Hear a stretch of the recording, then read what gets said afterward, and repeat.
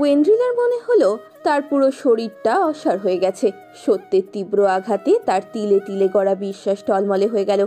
সংসার সংসার বলে অকৃত্রিম মায়ায় জড়িয়েছিল, তাকে কেবলই ছলনা ছিল, সবই মিথ্যে ছিল। শুধু টাকার জন্যই তার সাথে নাটক করেছে। এত যত্ন, আহ্লাদ, স্নেহ সবই কি মিথ্যে? সবকিছু কেবল ঠুনকো শর্তের জন্য? তার দাঁড়িয়ে থাকতে পারল না ওয়েন্ড্রিলা। ক্লান্ত পায়ে নিজের ঘরে গেল, বিছানায় বসল সে। ঘরময় সুখময় স্মৃতি, দেওয়ালগুলোও সাক্ষী দিচ্ছে তাদের মুহূর্তের। মাথার পেছনটা তীব্র ব্যথায় ঝাঁকিয়ে উঠল। ঘরের প্রণয় মুহূর্তগুলো খুব তিতকুটে লাগছে। বিছানার উপর শাড়িটা পরে আছে এখনো। অভ্রের জন্য একটা কালো ঘড়ি কিনেছিল সে, বাইরে যেতে পারে না বলে অনলাইনেই অর্ডার করেছিল। ঘড়িটা বিছানার ওপরেই রাখা।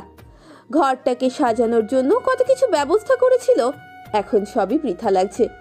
বিছানা থেকে ড্রেসিং টেবিলের আয়নাটা দেখা যাচ্ছে। সেই আয়নায় ক্লান্ত দৃষ্টিতে তাকালো সে। নিজের প্রতিবিম্ব দেখেই তিক্ততা বাড়ল বাজে ভাবে।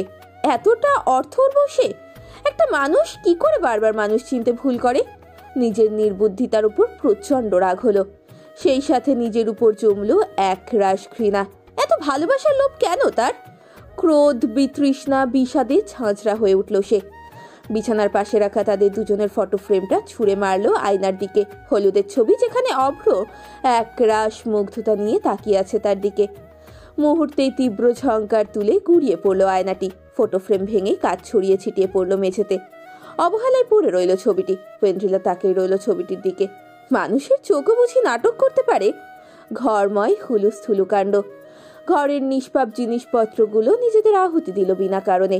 ভাঙা কাঁচ, এলোমেলো বিছানার চাদর, ভাঙা শোপিস, ফুলদানি, মাটিতে অবহেলায় পড়ে থাকা শাড়ি সাক্ষী দিচ্ছে ওয়েন্ড্রিলার আহত হৃদয়ের। ওয়েন্ড্রিলার চাহনি ভীষণ শান্ত। অশ্রু শুকিয়ে দাগ হয়ে গেছে চোখের নিচে। ভাঙা কাছে পা কেটে সেখানে রক্ত জমাট বেঁধে কালচে বর্ণ ধারণ করেছে। কিন্তু অনুভূতি শূন্য মেয়েটার। ফোন বাজছে অক্লান্ত ভাবে। অপর পাশের মানুষটি বেশ ধৈর্য। সে অক্লান্ত ভাবে ফোন দিচ্ছে শুধু। ওয়েন্ড্রিলা নির্লিপ্ত চাহনি ফোনের দিকে। অভ্র নামটা জল করছে। এখন ওয়েন্ড্রিলার ঔষধ খাওয়ার সময়। নিশ্চয়ই মনে করিয়ে দেওয়ার জন্য ফোন করেছে। প্রতিদিন সে বাধা ধরা সময়গুলোতে ফোন দেবেই, এটা একেবারে নিয়ম মাফিক। ওয়েন্ড্রিলা তাকিয়ে রইল ফোনের দিকে। ফোনটা ধরা হলো না। কেটে গেল বাজতে বাজতে। মনটা আবারও দুর্বল হয়ে গেল। ভালোবাসায় ক্ষুধার্ত হৃদয় মস্তিষ্ককে বোঝা ভুল হচ্ছে, কোথাও ভুল হচ্ছে। কেউ সারাক্ষণ নাটক করতে পারে না। একটা মানুষ সারাক্ষণ মিথ্যার মুখোশ পরে থাকতে পারে না। ঠিকই তো, অভ্র কখনো তার উপর সম্পর্ক চাপিয়ে দেয়নি। ধৈর্য ধরেছে তার মনের দরজা খোলার। দুর্ঘটনার পর থেকে মানুষটি তাকে পুতুলের মতো আগলে রেখেছে, যেন একটু দূরতা তাকে ভেঙে ফেলবে, গুড়িয়ে দেবে। একটা মানুষ তো সারাক্ষণ নাটক করতে পারে না। কোথাও একটা ভুল নিশ্চয়ই হচ্ছে।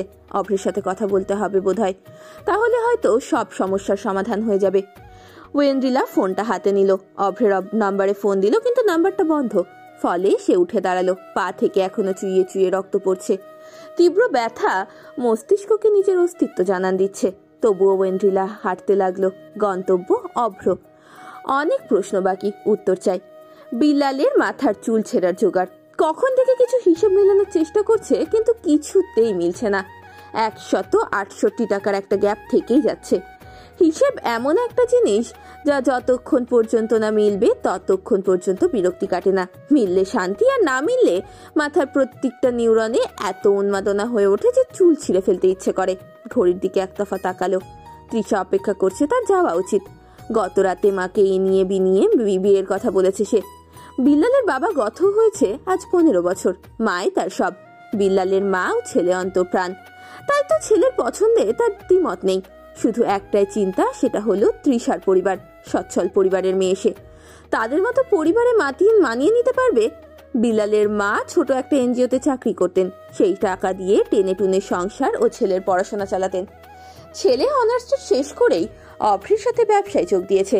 যেহেতু তার নিজের কোনো অর্থ নেই, তাই সে ম্যানেজার হিসেবেই ছিল। অভ্র বন্ধুর জায়গাতেই তাকে রেখেছে, কখনো কর্মচারীর মতো আচরণ করেনি। বিল্লালের যা বেতন, তাতে মোটামুটি মা ছেলের সংসার ভালোভাবেই চলে যায়। সম্পত্তি বলতে দাদাবাড়ি থেকে পাওয়া 3টা ঘর আর বিল্লালের একটি মোটরসাইকেল, সেখানেই তাদের অবস্থান। তৃষা এই সব কিছু জানে, তবুও সে আসন্ন বিপদ সম্পর্কে অবগত। নীলাদ্রির মতো ছেলেকে যদি সরকারি চাকরির মূল্য বোঝায়, শ্বশুর তাকে না জানি কোন অস্ত্রে বধ করে। অভ্রকে জানিয়েছে ব্যাপারখানা। বিল্লাল চেয়েছিল একটা ভালো বেতনের চাকরি খুঁজতে, কিন্তু তাতে অভ্র চাকরি ছাড়তে হতো।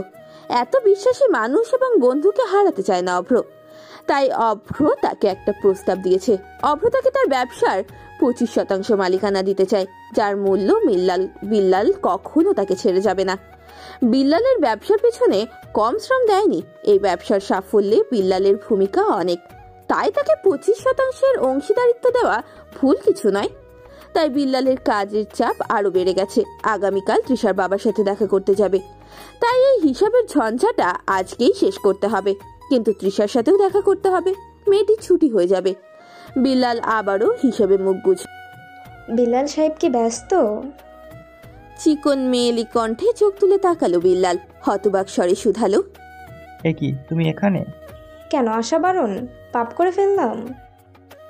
তৃষার প্রশ্নে ভ্যাবাচাকা খেলো বিল্লাল, ব্যস্ত হয়ে বলল, না না, সেটা কখন বললাম? তুমি ভুল বুঝছো। বুঝেছি, আর কথা ঘুরিও না। তোমার কাছে আসিও নি, এসেছি ব্যাংকের বার্তা নিয়ে। অভ্র কোথায়? ওকে ফোনে পাচ্ছি না। ও, একটা ক্লায়েন্টের কাছে গেছে, আমাকে বলো। আচ্ছা, কাল একবার ব্যাংকে এসো তো, ঢাকা থেকে ভিজিটে আসছে।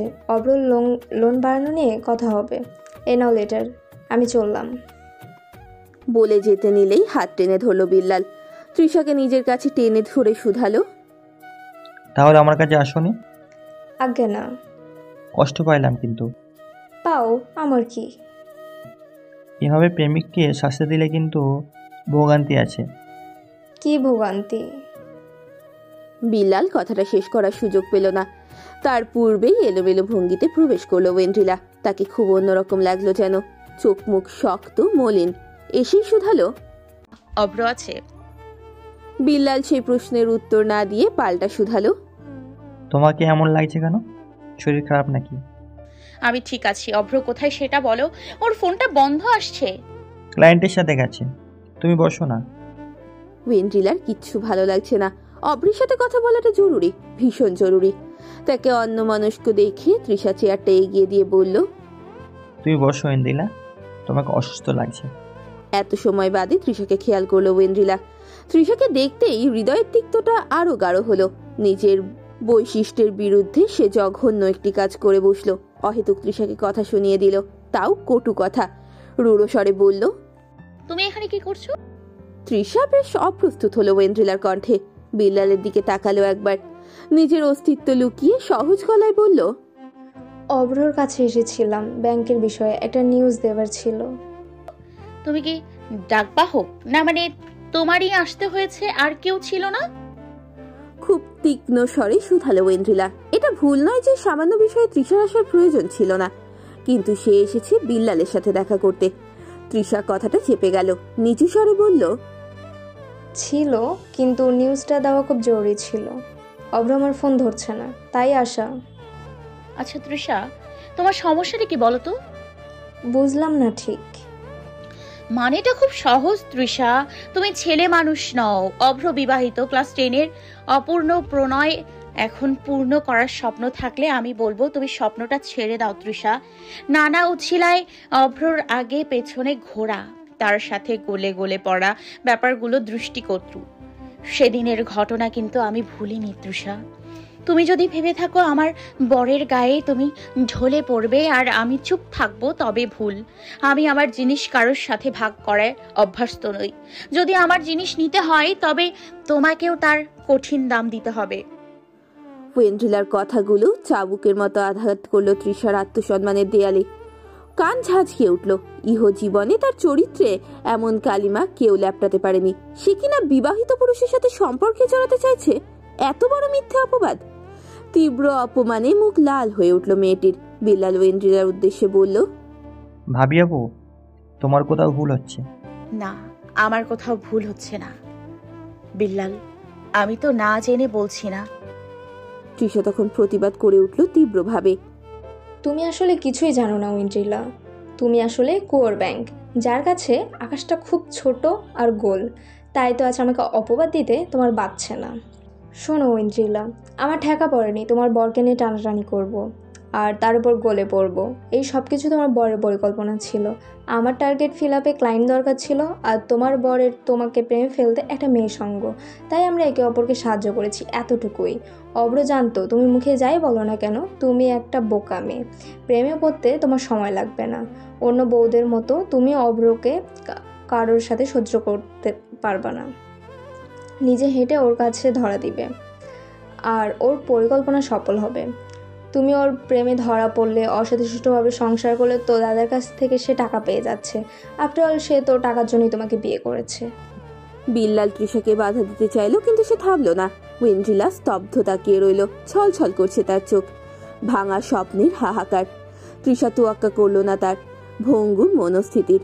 বিদ্রুপ টেনে বলল, তুমি তো মনে হয় জানোই না, তাই না? অভ্র তোমাকে টাকার জন্য বিয়ে করেছে। দোকান করতে অ্যাডভান্স লাগতো, তুমি সেই টাকা পাওয়ার মাধ্যম, আর আমি তোমাকে প্রেমে ফেলার মাধ্যম। আমার এত খারাপ দিন আসেনি যে অভ্রকে নিয়ে চিন্তা করব। ওয়েন্ড্রিলার ভেতরটা দুমড়ে মুচড়ে যাচ্ছে।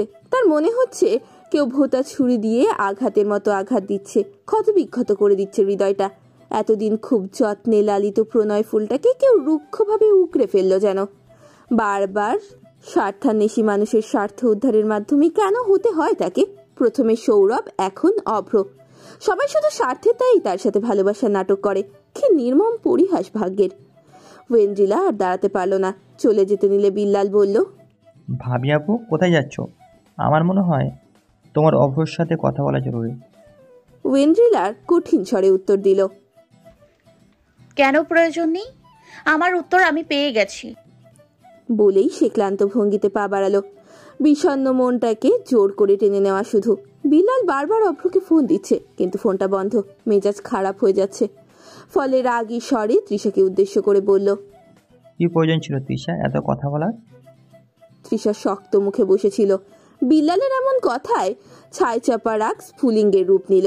ক্ষিপ্ত স্বরে বলল, প্রয়োজন ছিল উইন্ড্রিলার একটু রিয়েলিটি চেক হওয়া দরকার, আর তুমি এখন উইন্ড্রিলার পক্ষ নিয়ে মোটেই কথা বলবে না বেল্লাল। তৃষা শান্ত হও, কারণ না, আমি শান্ত হব না। কেউ আমার চরিত্রে আঙুল তুলে কথা বলবে আর আমি চুপ করে বসে থাকবো? আমি কি ফেলনা মেয়ে, কোনো চিপ ক্যারেক্টারলেস মেয়ে নাকি যে বিবাহিত পুরুষকে চাইবো? আর তুমি আমাকে বলছো শান্ত হতে, নাকি তুমিও আমাকে এমন মেয়ে ভাবো বিল্লাল? এই জন্য কি আমাকে এড়িয়ে যেতে তুমি? তৃষার প্রশ্নের বাণে ক্ষতবিক্ষত হলো বিল্লাল। মেয়েটির মুখমণ্ডল রক্তিম বর্ণ ধারণ করেছে, মুখভাব কঠিন। বিল্লালকে চুপ করে থাকতে দেখে তৃষা আরো অধৈর্য হলো, চাপা আর্তনাদ প্রকাশ করলো। তুমি চুপ করে আছো কেন? কারণ আমি এখন যাই বলি না কেন তুমি বুঝবে না, তাই বলছি ঠান্ডা হও। তুমি ঠান্ডা হলে আমি উত্তর দিব। আমি ঠান্ডায় আছি, বেশি কথা বলবে না। আমার প্রশ্নের উত্তর দাও আগে। আমাকে কেন এড়িয়ে চলতে? আমাকে এত অপছন্দ করতে কেন তুমি? কারণ আমি তোমার প্রেমে পড়তে চাই না। তৃষা স্তম্ভিত হলো। এমন উত্তরের জন্য যেন প্রস্তুত ছিল না সে। বিল্লাল মৃদু স্বরে বলল, আমি কখনো তোমার প্রেমে পড়তে চাইনি তৃষা, তুমি বাধ্য করেছো। নয়তো আমি স্বপ্নেও ভাবিনি ক্লাসের নেকু পিসের প্রেমে আমি আপাদমস্তক ডুববো, তাই এড়িয়ে যেতাম। তৃষা আর কথা বাড়ানোর সুযোগ পেল না। রাগটা গলে যাচ্ছে, যা খুবই অনুচিত। অভ্রের ফোনে চার্জ নেই, ক্লায়েন্টদের সাথে মিটিং শেষ। ব্যাটা ভীষণ পাকিয়েছে, মাথা ধরিয়ে দিয়েছে একদম। এখন আর দোকানে যাবে না সে, সরাসরি বাসা। ওয়েন্ড্রিলার সাথে সারাটা দিন কথা হয়নি। মেয়েটা তখন ফোন ধরেনি, ব্যস্ত ছিল কি? আচ্ছা, তাকে চমকে দিলে কেমন হয়? এখন অভ্রের বাসায় যাওয়ার সময় নয়, আজ তার জন্মদিন। নিশ্চয়ই ওয়েন্ড্রিলা কোনো সারপ্রাইজের ছক কষেছে। হুট করেই পৌঁছে তার পরিকল্পনাটা ভেস্তে দিলে কেমন হয়? রেগে লাল হয়ে যাবে মেয়েটা। সেই রাগী মুখখানা চোখ মুদে দেখবে অভ্র। সে ভাবা সেই কাজ। অভ্র রওনা হলো বাসার পানে। বাসায় আসতেই দেখা গেল সবাই বসার ঘরে থমথমে মুখে বসে আছে। অভ্র সহজ গলায় শুধালো, কি হয়েছে? ওয়েন্ড্রিলা বাসায় নেই, কথা পাচ্ছি না, ওই বাড়িতেও যায়নি। কোথায় গেছে কেউ জানে না। ফোন দিচ্ছি কখন থেকে, ফোনটাও বন্ধ। আমার তো ভয় করছে। কাননের কণ্ঠে তীব্র দুশ্চিন্তার ছাপ। তার উজ্জ্বল মুখখানা শুকিয়ে গেছে। শ্বশুরের সাথে কথা বলে নিজের ঘরে এসেই তীব্র ভাঙচুরের শব্দ কানে এলো। ভর দুপুরে এমন বিকট শব্দটা কোথা থেকে আসছে? আজকাল হুট করেই বানরের উপদ্রব হয়েছে এই এলাকায়। এই তো সেদিনের কথা।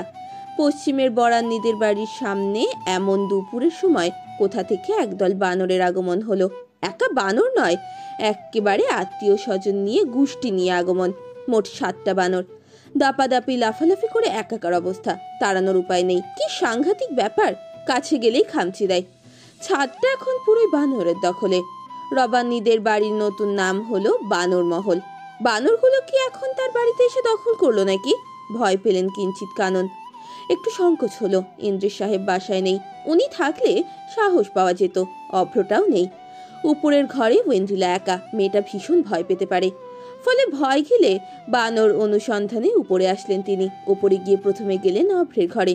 দরজাটা ভেজানো। হালকা ধাক্কা দিতেই খুলে গেল। ঘরের অবস্থা দেখে হতভম্বের মতো দাঁড়িয়ে থাকলেন কানন। ঘূর্ণিঝড়ের পরবর্তী বিধ্বস্ততা বুঝি একেই বলে। ঘরে কেউ নেই। ঘরের প্রতিটি জিনিসের ভঙ্গুর অংশ আত্মচিৎকার করে জানান দিচ্ছে ওয়েন্ড্রিলার অন্তঃস্থলের ঘূর্ণিঝড়ের। কাননের বুকে কু ডাকলো। তার সুন্দর করে গোছানো সংসারের টলমলে অবস্থা যেন খুব নিপুণভাবে আঁচ করতে পারছেন তিনি। সাথে সাথেই ফোন করলেন অভ্রকে, কিন্তু পোড়া ফোনটা বন্ধ। চিন্তায় গলা শুকিয়ে এলো কাননের। অপেক্ষা করলেন 1 ঘন্টা 2 ঘন্টা, কিন্তু ওয়েন্ড্রিলার খবর নেই। ফোনটাও ফেলে গেছে। ইন্দ্রিস সাহেব ফিরলে জানালেন সবটা। ইন্দ্রিস সাহেব স্ত্রীর নির্বুদ্ধিতায় বেশ বকাবকিও করলেন। অবশেষে খোঁজ খবর নেওয়া অধ্যায়ের সূচনা হলো আনুষ্ঠানিকভাবে। ও বাড়িতে খোঁজ নিতেই জানা গেল ওয়েন্ড্রিলা আসেনি। ভয়ের মেঘ গাঢ় হলো। চিন্তার কুহেলিকা ঘন হলো। কি করবে বুঝতে পারছেন না তারা। সাবেরা কঠিন মুখে বসে আছেন। কানন অপরাধীর মতো এতটা সময় বসেছিলেন। অসুস্থ বৌমা কাউকে কিছু না জানিয়ে কোথায় চলে গেছে? অবশেষে অভ্রের আগমন ঘটল। কাননের কথা মস্তিষ্কে আন্দোলিত হলো অভ্রের। অনুধাবন করতে সময় লাগলো। অভ্রের কোনো কথা না বলেই নিজের ঘরের দিকে ছুট দিল। ঘরে প্রবেশ করতেই তার মুখ রক্তশূন্য হয়ে গেল। চূর্ণ বিচূর্ণ ঘরটা দেখে আন্দাজ করতে পারল যে আসলে কি ঘটেছে। ওয়েন্ড্রিলার রাগ সহ্য করেছে এই জড় বস্তুগুলো, কিন্তু রাগের উৎসটুকু মস্তিষ্কে ধরা দিচ্ছে না। অভ্র তো এমন কিছু করেনি যাতে ওয়েন্ড্রিলা ক্ষিপ্ত হবে। মায়ের সাথেও তার সম্পর্ক ভালো। শাশুড়ির সাথেও সম্পর্কটা এখন কিছুটা স্বাভাবিক হয়ে এসেছে। তবে এই তাণ্ডবের হেতু কি? তার চেয়ে প্রথমে ওয়েন্ড্রিলার ঠিকানা জানা প্রয়োজন। ওয়েন্ড্রিলার শূন্যতা চাবুকের মতো আঘাত করছে অভ্রকে। অন্তঃস্থলে চিনচিনে ব্যথা মস্তিষ্ক অবশ করে দিচ্ছে। কিংকর্তব্য বিমূঢ় লাগছে তার। মেঝেতে এখনো ওয়েন্ড্রিলার রক্তের দাগ। মেয়েটা আঘাত পেয়েছে, নিশ্চয়ই স্যাভলন লাগায়নি। কোথায় খুঁজবে তাকে? পিউ ছাড়া ওয়েন্ড্রিলার বান্ধবী বলতে কেউ নেই এই ঘরে। পিউ এখন বান্দরবনে। ও বাড়ি যায়নি সে। মাথাটা মোটেই কাজ করতে পারছে না অভ্রের। উচ্চাটনে অন্ধকার লাগছে সব। ঠিক সেই সময় ইন্দ্রিস সাহেব এলেন। ফোন এগিয়ে উৎকণ্ঠিত গলা, বিল্লাল তোমাকে খুঁজছে। পরে কথা বললো। ওয়েন্ড্রিলার ব্যাপারে কিছু বলতে চাই। সাথে সাথেই ফোনটা হাতে নিল। ওপাশের মানুষটি ম চ বর্গীয় গালি দিয়ে ঝাঁঝারো স্বরে শুধালো, কই ছিলি তুই? ওয়েন্ড্রিলার সম্পর্কে কিছু বলতে চাইছিলি, সেটা বল আগে। ফাও পেঁচাল পারতে ইচ্ছে বা আগ্রহ কোনোটাই নেই। ওয়েন্ড্রিলার সাথে তোর কথা হয়নি? ও দোকানে এসেছিল তোকে খুঁজতে। কখন? দুপুরের একটু পর। থাক তেরি, ও কি কিছু বলেছে তোকে? না, কিছু বলেনি, কিন্তু এখানে ক্যাচাল হয়েছে। কি ক্যাচাল? বিল্লাল একটু সময় নিল, তারপর সবটা খুলে বলল। বিল্লালের কথা শেষ হলে স্তব্ধ হয়ে বসল অভ্র। স্বীকার না করলে ওই ভয়টা সর্বদাই কণ্ঠস্থ চেপে ধরে থাকতো। বিয়েটা যে দাদার শর্তে করেছে এটা সত্য, তিক্ত সত্য। ভালোবাসার অনুভূতিটা প্রাচীন হলেও এই সত্য থেকে মুখ ফেরানোর ক্ষমতা অভ্রের নেই। দাদার শর্তবিহীন তাদের গল্পটা হয়তো কোনো পরিত্যক্ত স্টেশনের চেয়ারের মতোই পড়ে থাকতো। অভ্রের মনে ওয়েন্ড্রিলার হৃদয়ে নরপতি হবার ইচ্ছেটা হৃদয়ের এক কোনায় পড়ে থাকতো হয়তো। দূর থেকে বিমুগ্ধ নয়নে তাকে দেখতো, কিন্তু ছোঁয়ার স্পর্ধা করতো না হয়তোবা। এই ঘটনা যদি আগে ঘটতো, অভ্র থাকতো বেপরোয়া। আগের মতো নির্লিপ্তভাবে ওয়েন্ড্রিলার অভিসম্পাদ মেনে নিত। বরাবরের মতোই সে থাকতো দায়সারা। কিন্তু যখন থেকে নিজের অনুভূতিগুলোকে আলিঙ্গন করলো অভ্র, তখন থেকেই কুৎসিত সত্যটাকে ভয় পেতে শুরু করলো। অন্তরে কাটা দিল ওয়েন্ড্রিলার অভিশাপ পাবার আশঙ্কা। ওয়েন্ড্রিলার চোখে নিজের জন্য ঘৃণা, যে তাকে অবর্ণনীয় যন্ত্রণা দিতে পারে সেই সম্পর্কে হৃদয় ধারণা দিল। এর চেয়ে সাংঘাতিক ভীতি যা তাকে কাবু করতে লাগলো, তা হলো ওয়েন্ড্রিলার শূন্যতা। সেই ভয় এখন বাস্তবিক রূপ ধারণ করেছে। নিজের উপর তীব্র রাগ হলো অভ্রের। নিজেকে পাগল পাগল লাগছে। ঘরময় আর একবার চাইল সে। আর ওয়েন্দ্রিলা নেই, তার ওয়েন্দ্রিলা নেই, তার রাজ্য আর রিক্ত। পৃথিবীটা এতটা যন্ত্রণাময় কেন লাগছে? জীবনটা এতটা অভিশপ্ত কেন ঠেকছে? অসহায় চোখে বাবার দিকে তাকিয়ে বলল, হ্যালো গাইস, ভিডিওটি ভালো লাগলে একটু লাইক করে দিও আর অবশ্যই কমেন্ট করে জানাও ভিডিওটি তোমাদের কেমন লেগেছে। আর ভিডিওটির পরবর্তী পার্ট খুব তাড়াতাড়ি আসবে। তো যারা এখনও চ্যানেলটিকে সাবস্ক্রাইব করোনি, প্লিজ পরবর্তী পার্টগুলো দেখার জন্য চ্যানেলটিকে সাবস্ক্রাইব করে পাশে থাকা বেল আইকনটি প্রেস করে দিও। ধন্যবাদ সবাইকে, আমাদের সাথেই থেকো।